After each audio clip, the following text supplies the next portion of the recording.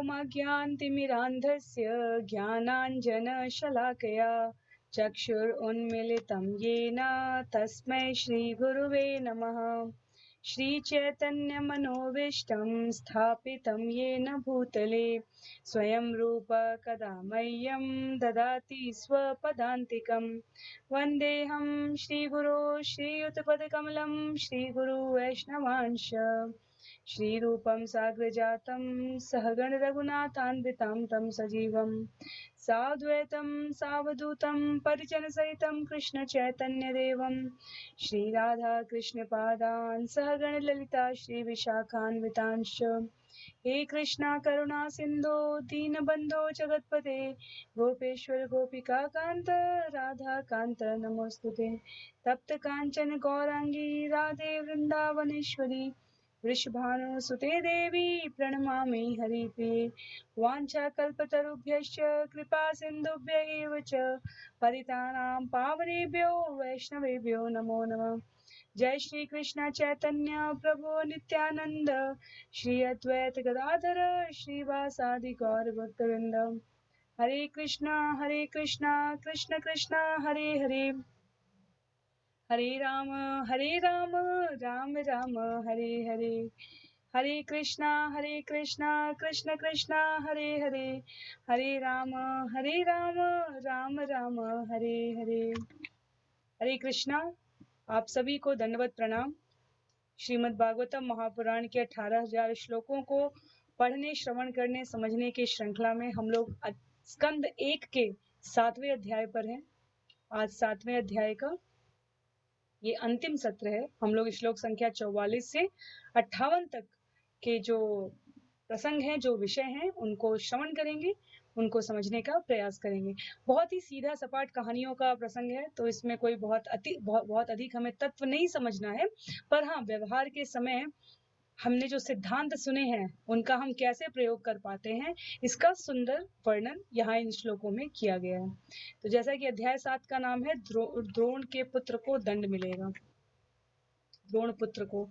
तो प्रसंग जो चल रहा है, जो हमने चर्चा की थी, अर्जुन जाते हैं भगवान अश्वत्थामा के पीछे। अश्वत्थामा भय से ब्रह्मास्त्र छोड़ देते हैं, अर्जुन के भी प्राणों को संकट लगने लगता है। अर्जुन भगवान कृष्ण से कहते हैं, भगवान कृष्ण कहते हैं तुम्हारे पास भी जो ब्रह्मास्त्र है उसे छोड़ो, क्योंकि अश्वत्थामा को छोड़ने आता है ब्रह्मास्त्र, लेकिन वापस बुलाने नहीं आता। तो भगवान के इस प्रकार कहने से अर्जुन ब्रह्मास्त्र को छोड़ते हैं और दोनों ब्रह्मास्त्र को वापस बुला लेते हैं। फिर वो अश्वत्थामा को बंदी बना लेते हैं और बंदी के रूप में उसके गले में रस्सी डली हुई है और उसको पशु के समान खींचते हुए द्रौपदी के सामने लेकर आते हैं। तो अभी तक सबने अपने अपने चरित्र का यहाँ पर दर्शन कराया है। भगवान ने एक प्रकार से गुरु की भूमिका जो निभा दी थी, उसकी अब परीक्षा लेते हुए अर्जुन को प्रोत्साहित करते हैं। लेकिन अर्जुन आवेग में आकर, क्रोध में आकर अधर्म का पालन नहीं करते हैं, क्योंकि वो एक तरीके से अभी भी गुरुपुत्र हैं, द्विज बंधु हैं, क्योंकि उनका जन्म ब्राह्मण कुल में हुआ था। उनके अश्वत्थामा के कर्म ब्राह्मण जैसे नहीं थे, इसलिए अर्जुन उनको मारते नहीं है, लेकिन एक पति के रूप में, एक पिता के रूप में उनकी जो जिम्मेदारी थी उसमें उन्होंने प्रतिज्ञा की थी कि वो लेकर आएंगे, तो इस प्रकार बांध कर ले आते हैं। तो अभी तक अर्जुन ने अपनी महानता दिखा दी है। अब किसकी बारी है महानता दिखाने की? अब आती है हमारी द्रौपदी, अर्जुन से भी आगे। तो भगवान भक्तों के साथ कब खड़े रहते हैं? जब वो किसी भी परिस्थिति में अपना धैर्य नहीं खोते, अपना संयम नहीं खोते, और हर प्रकार की स्थिति परिस्थिति में वो भगवान की तरफ ही आते हैं। तो ऐसे भक्तों के साथ भगवान हमेशा रहते हैं। तो श्लोक संख्या 44 देखते हैं। श्लोक संख्या 44 में द्रौपदी कहती है, द्रौपदी ने उससे पहले अर्जुन को कहा है कि उनको नहीं इस प्रकार मत पकड़िए और इस प्रकार उनको मत खींचिए, ये अनुचित है, ये पशुवत, ये सही नहीं है। मुच्यताम एष ब्राह्मणो नितराम गुरु, ये ब्राह्मण में कुल में जन्म लिया है और ये उस प्रकार से हमारा गुरु हुआ, क्योंकि ये आपका गुरु पुत्र है। गुरु पुत्र को गुरु के समान पदवी प्राप्त होती है, और आप इस प्रकार ना करें। आगे वो कहती हैं, सरहस्यो धनुर्वेद सविसर्गोपसंयम अस्त्रग्रामश्च भवता शिक्षितो यद अनुग्रहात्। सरहस्यो धनुर्वेद सविसर्गोपसंयम अस्त्रगामश्च भवता शिक्षितो यद अनुग्रहात्।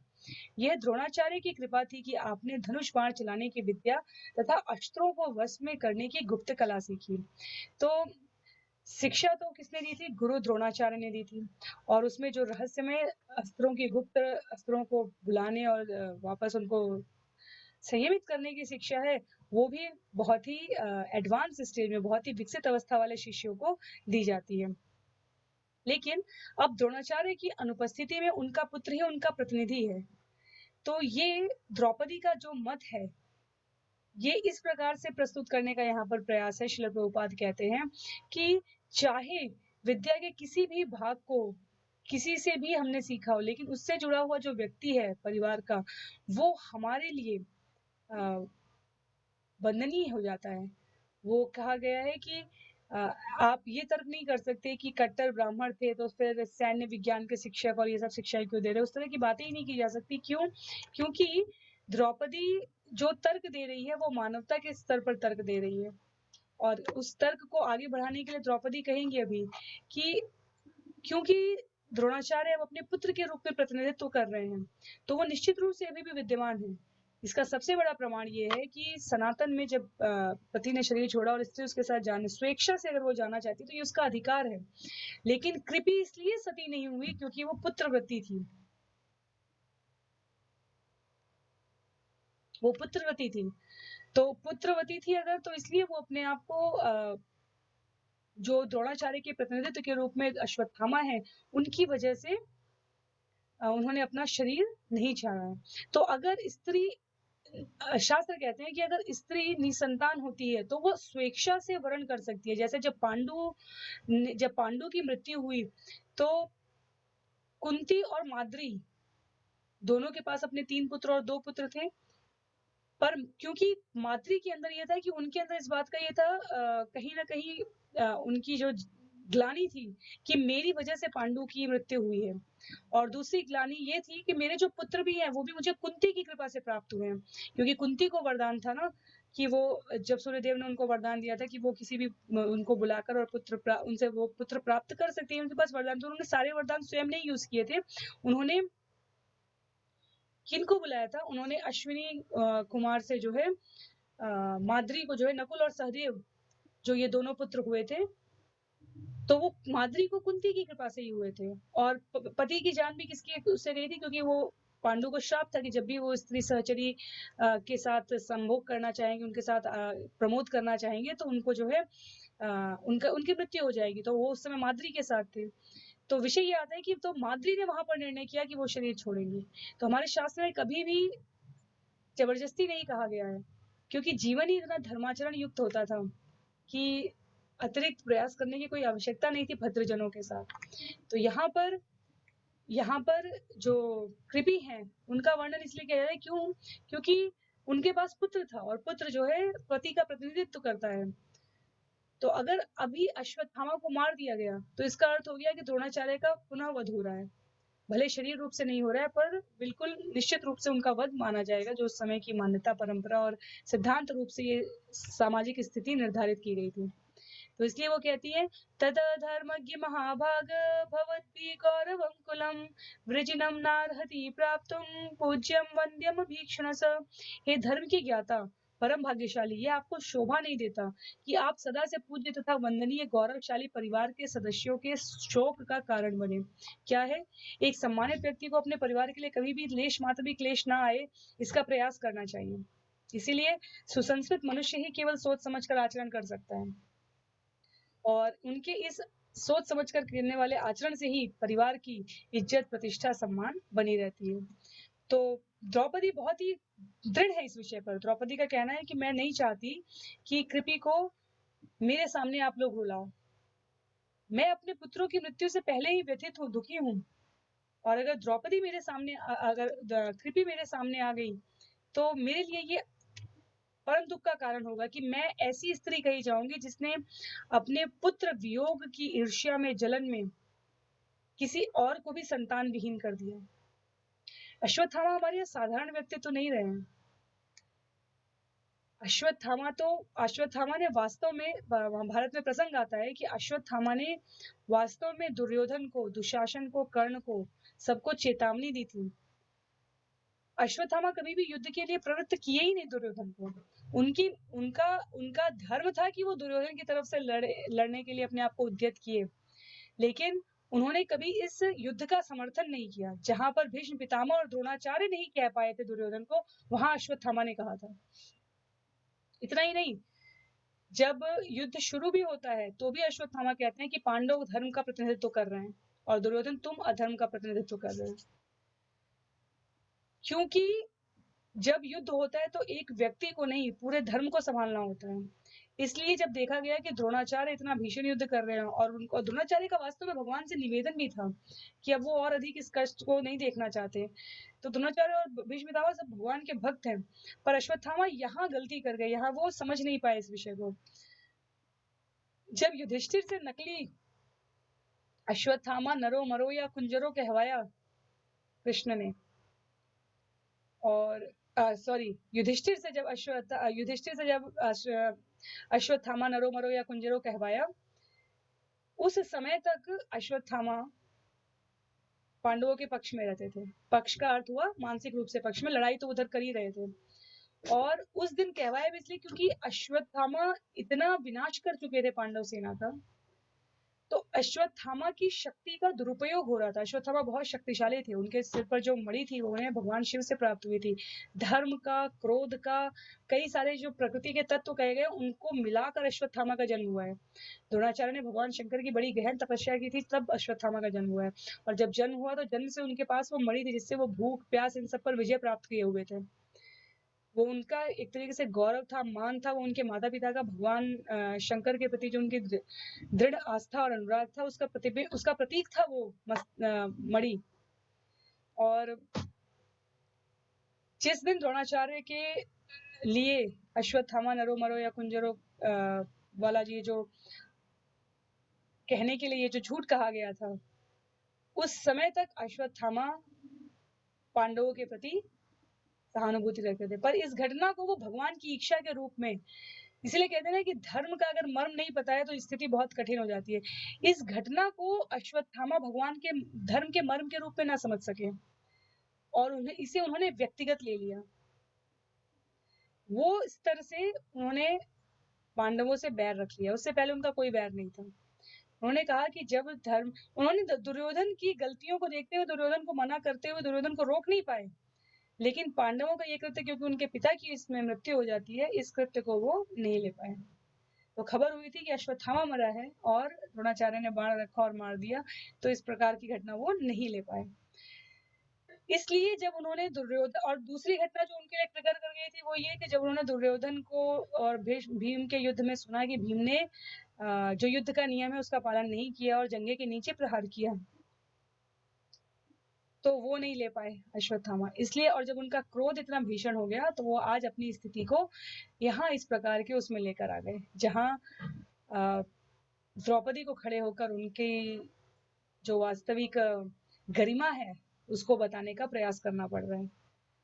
तो द्रौपदी, ये पूरा प्रसंग, ये जो मैंने अश्वत्थामा का आपको बताया, ये इसलिए क्योंकि द्रौपदी केवल एक करुणामयी उत्तम नारी ही नहीं है, वो नीति, नियामक, निर्देश, ये सब भी बहुत अच्छे से समझती हैं।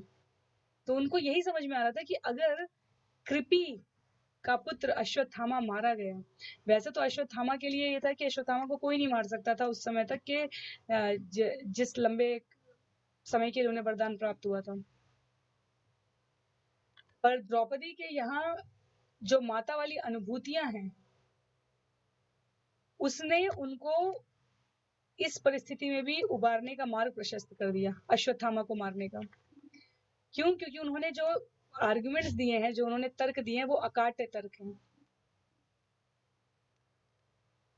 द्रोणाचार्य की पत्नी जीवित है, द्रोणाचार्य का पुत्र जीवित है, पुत्र को मार के, पत्नी को दुखी करके, ब्राह्मण कुल का व्यक्ति और गुरु के प्रति ये कृतज्ञता होगी कि उन्होंने ही ये सब कुछ सिखाया और उन्हीं के पुत्र के साथ ये सब कुछ हो रहा है। तो इसलिए द्रौपदी खुद संतान विहीन होने के बाद भी ये नहीं चाहती थी। और वो आगे कहती हैं यः कोपितं ब्रह्मकुलं राजन्येरजितात्मभिः ततः कुलं प्रदहत्याशु सानुबन्धं शुचार्पितं। यः कोपितं ब्रह्मकुलं राजन्येरजितात्मभिः ततः कुलं प्रदहत्याशु सानुबन्धं शुचार्पितं।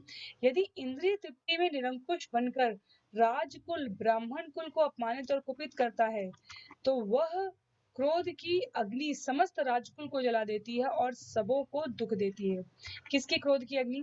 द्रौपदी ने यहाँ बचा लिया, पर यह क्रोध की अग्नि दिखेगी आगे अभी जब अश्वत्थामा फिर से प्रहार करेगा। तो वो कहती है कि जो समाज का ब्राह्मण वर्ग है, जो आध्यात्मिक दृष्टि से उन्नत समुदाय है, बेसिकली ऐसे लोगों का उच्च कुलों के सदस्यों द्वारा मान होता है। उनको जो है उस प्रकार से प्रतिष्ठा पूर्वक पद दिए जाते हैं, ना कि उनको इस प्रकार अपमानित किया जाता है। अश्वत्थामा कोई साधारण व्यक्ति तो नहीं है और द्रौपदी को इसका भान है। द्रौपदी को अपनी स्थिति और कृपि की स्थिति का तुलनात्मक अध्ययन करने के पश्चात ये अनुभूति आती है कि इस प्रकार का व्यवहार किसी का भला नहीं करेगा। जिनको शरीर छोड़ना था वो शरीर छोड़ चुके हैं।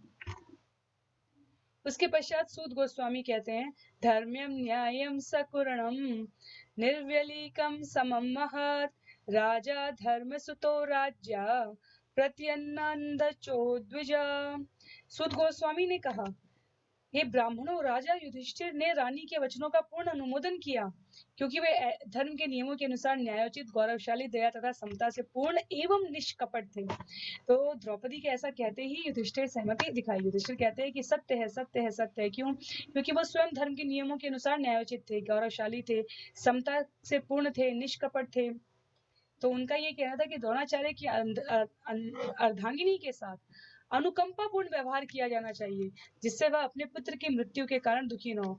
अगर में स्मरण हो तो द्रोणाचार्य की मृत्यु में जो एक प्रमुख अवयव थे वो स्वयं युधिष्ठिर महाराज ही थे, जिन्होंने कहा था कि उनके लिए कहा था कि उन्होंने कभी धर्म नहीं त्यागा था और इसी बात से अश्वत्थामा प्रभावित भी हुआ था। तो द्रौपदी के ये जो वचन है ये वास्तव में बिना किसी कपट के हैं। इसमें समता का भाव है और इसमें द्रौपदी ने सबसे बड़ी बात है कि अपना अनुभव कहा था। तो श्रील प्रभुपाद कहते हैं तात्पर्य में यह उसके गौरव के अनुकूल भी था क्योंकि वह उस उच्च कुल के प्रति समुचित सम्मान प्रदर्शित करना चाहती थी। इसके पश्चात श्लोक संख्या 50 पे, नकुल और सहदेव राजा के छोटे भाई तथा सात्यकी, अर्जुन, देवकी पुत्र भगवान श्री कृष्ण तथा स्त्रियों एवं अन्यों ने एक स्वर से राजा से सहमति व्यक्त की। कौन है राजा? युधिष्ठिर। पर एक व्यक्ति था जिसकी घोर असहमति थी। वो कौन थे? भीम। भीम सहमत नहीं हुए। भीम ने कहा, ये जो दोषी हमारे सामने खड़ा है ये कोई साधारण द्विजबंधु नहीं है, इसने सोते हुए बालकों की हत्या कर दी। इसमें उसका स्वयं का हित नहीं हुआ, इसमें उसके स्वामी का कोई हित नहीं हुआ। तो इसलिए भीम गुस्सा इस बात से थे कि ग्रेट पावर से ग्रेट रिस्पॉन्सिबिलिटी आती है। अगर अश्वत्थामा के पास ये ग्रेट पावर थी तो उन्हें इसका प्रयोग सही जगह पर करना चाहिए था। इसके पश्चात भीम, द्रौपदी तथा अन्यों के वचन सुनकर चतुर्भुज भगवान ने अपने प्रिय सखा अर्जुन के मुंह की ओर देखा और मानो मुस्कुराकर बोलना आरंभ किया। क्या कहना चाह रहे हैं वो? भीम के वचनों का भी अब उन्हें मान रखना है और अगर भीम के वचनों का उन्हें मान रखना है तो उन्हें फिर युधिष्ठिर के वचनों का मान नहीं रखना पड़ेगा। तो इस प्रकार की दुविधापूर्ण स्थिति में अर्जुन को भगवान ने निर्देश दिया। भगवान क्या कहते हैं?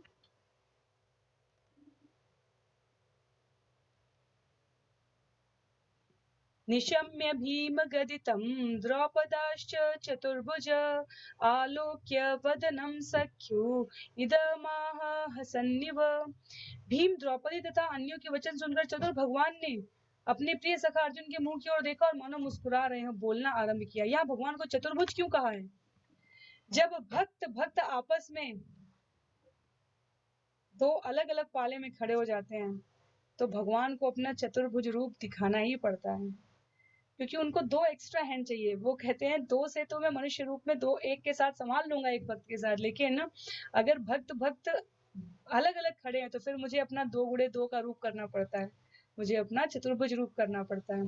तो 2 से अर्थात एक तरीके से श्रीधर गोस्वामी है हमारे आचार्य, उन्होंने अपनी व्याख्या में लिखा है कि वास्तव में ये भगवान ने दिखाया कि 2 से तो मैं इधर मैनेज करता हूँ और 2 से मैं इधर मैनेज करता हूँ। और वैसे देखा जाए तो भगवान के लिए कोई अति आश्चर्यजनक बात भी नहीं, इसमें कोई विरोधाभास भी नहीं है। जब कृष्ण है तो वो द्विभुज फॉर्म में है, द्विभुज रूप में है, और वो गोलोक वृंदावन में रहते हैं। जब वो चतुर्भुज में है तो वो वैकुंठ में रहते हैं, अपने भक्तों के साथ रहते हैं, नारायण के रूप में लक्ष्मी के साथ में रहते हैं।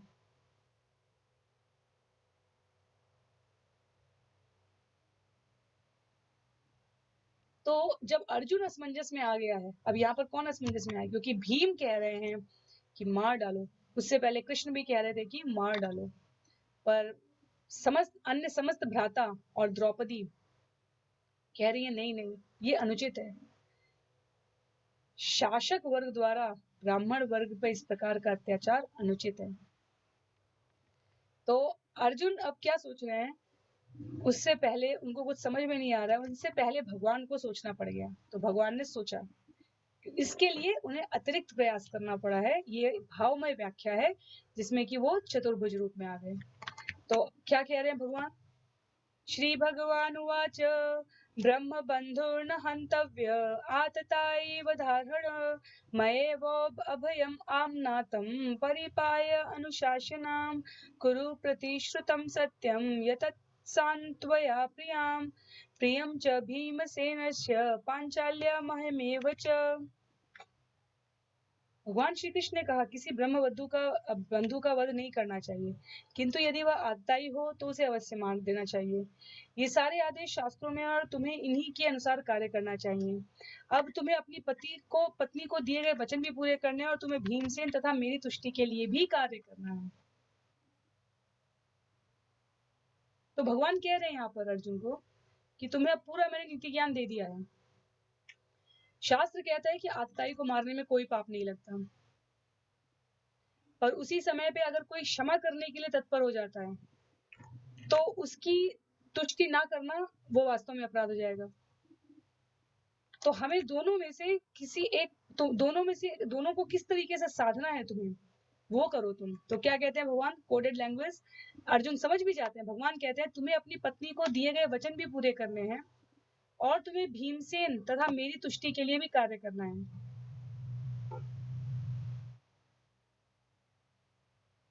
ये इतना आसान नहीं है।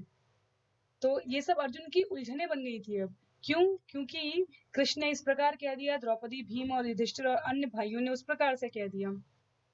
तो इन दोनों में से किस प्रकार से व्यवहार करें कि इन सारे कथन को हम समेट सकें। तो श्लोक संख्या 55 में सूत उवाच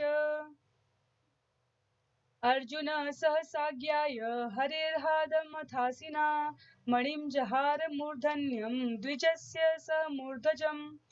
उसी समय अर्जुन भगवान की अनेकाधिक आज्ञा का प्रयोजन समझ गए और इस तरह उसने अपनी तलवार से अश्वत्थामा के शिर से केश तथा मणि दोनों पृथक कर दिए। कई बार कूटनीति की भाषा में, राजनीति की भाषा में परस्पर विरोधी आदेशों का पालन करना मुश्किल हो जाता है। जैसे परशुराम जी के लिए आता है कि महाराज भृगु, उन्हें जब आज्ञा प्राप्त हुई थी परशुराम जी को अपनी माता का वध कर देने के लिए, तो उनके 4 भाइयों ने मना कर दिया था, पर वो स्वयं तैयार हो गए। और जैसे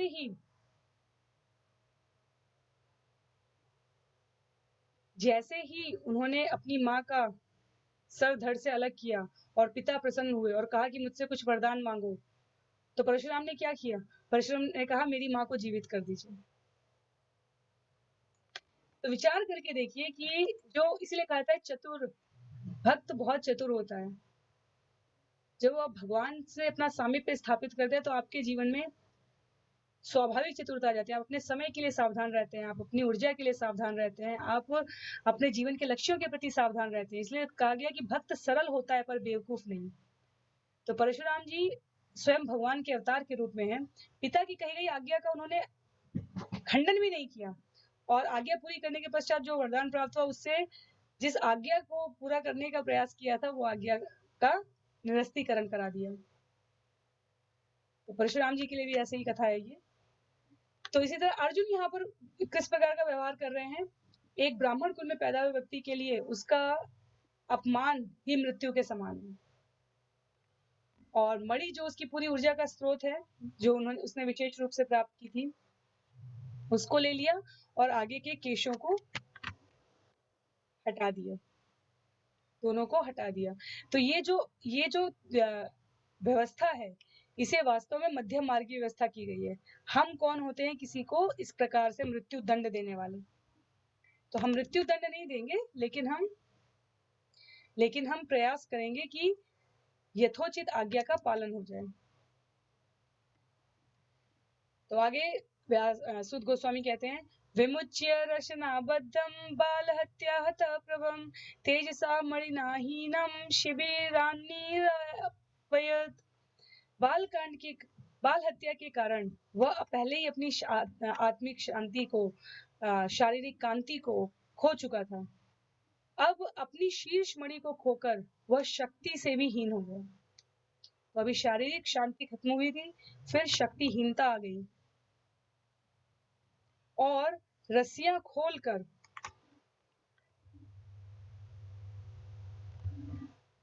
द्रौपदी ने अश्वत्थामा की जो बंधी हुई पशुओं की भांति जो स्थिति थी उसमें से रस्सियां खोल दी और अर्जुन ने उसको भगा दिया।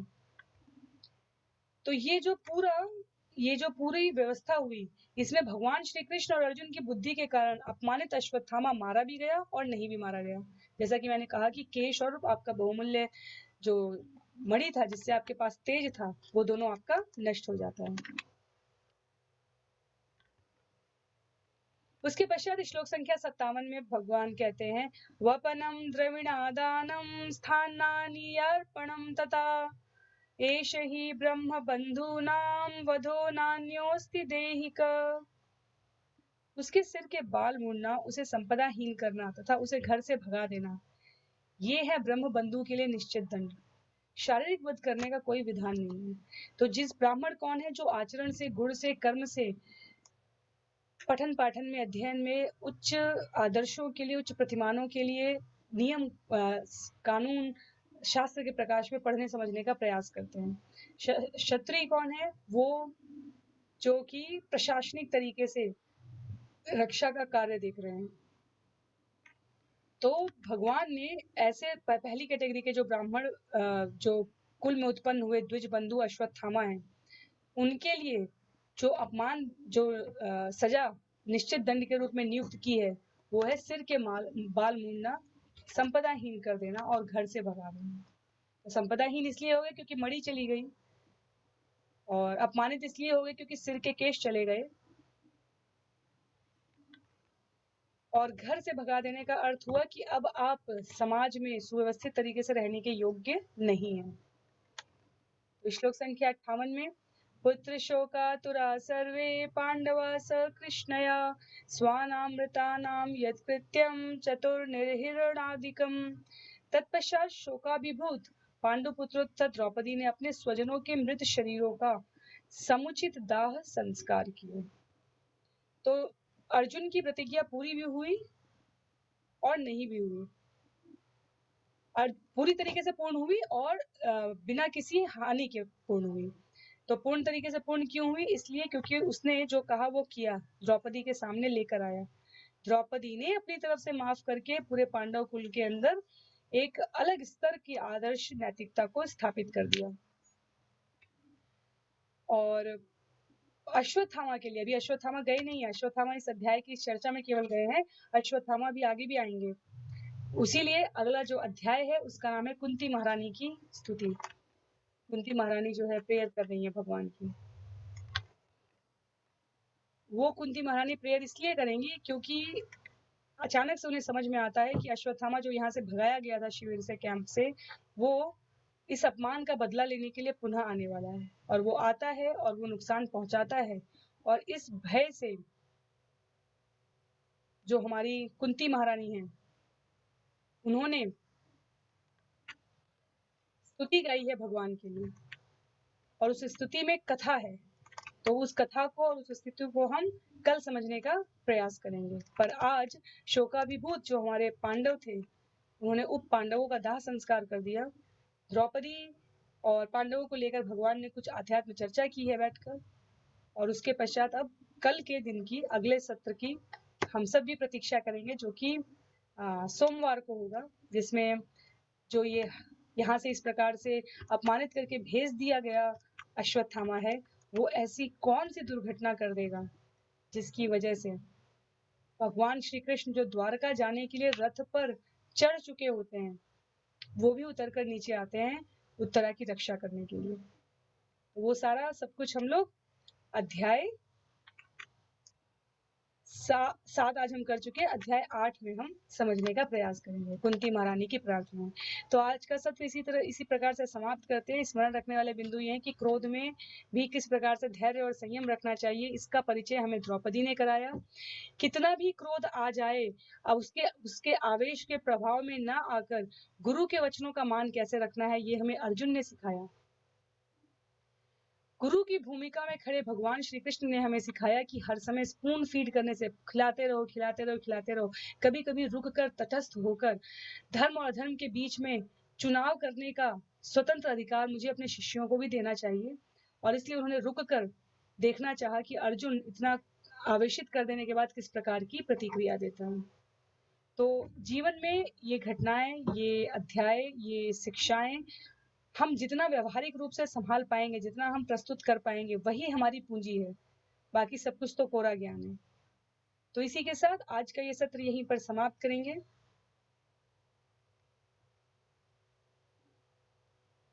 और आप सभी से अनुरोध रहेगा कि कल भारत समय 9:30 बजे से एकादशी के दिन श्रीमद् भगवद गीता के 700 श्लोकों का वाचन किया जाएगा। स्क्रीन पर आपको सुंदर पीपीटी तैयार की गई है, जिससे कि आपके सामने श्लोक प्रस्तुत किए जाएंगे।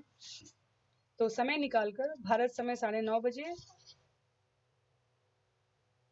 और सिंगापुर समय 12 बजे भगवद गीता 700 अध्यायों का एकादशी के दिन हम लोग वाचन और श्रवण करने का प्रयास करेंगे। तो श्रील प्रभुपाद की जय, श्रील गुरुदेव की जय, अनंत कोटि वैष्णव वृंद की जय। हरे कृष्ण।